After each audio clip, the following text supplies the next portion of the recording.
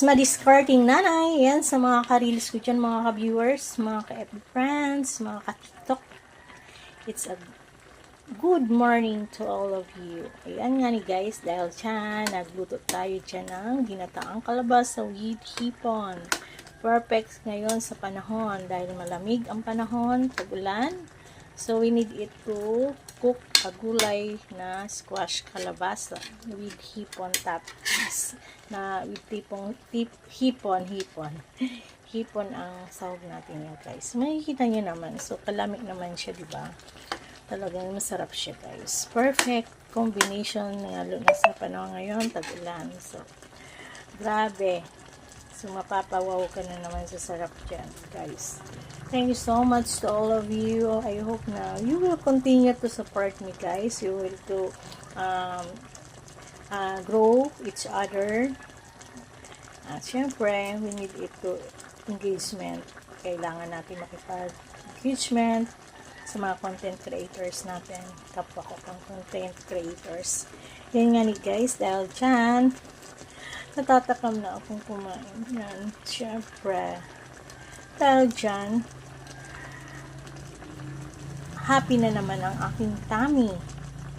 Yan. Kahit ito lang sa akin guys, sapat ng gulay lang. Gulay, sapat na yan sa akin guys. Kahit walang rice, okay na yan.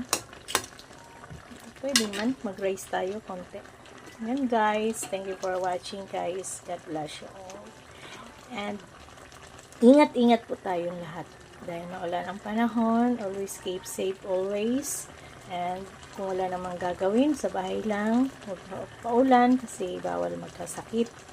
Sabi nga, okay na yung walang sakit kaysa nagkakasakit po tayo kasi mahirap po financially, bibili ka ng gamot at mahirap din, hindi ka makakilos na maayos. Kaya yan, tayo po ay nasa bahay lang tayo, walang gagawin kundi syempre good vibes lang tayo guys.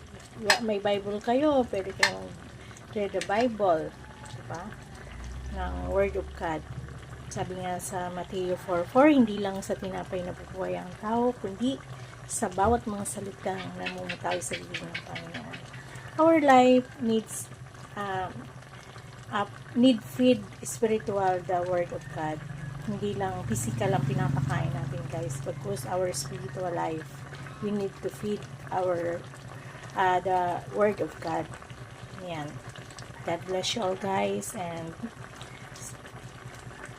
stay safe.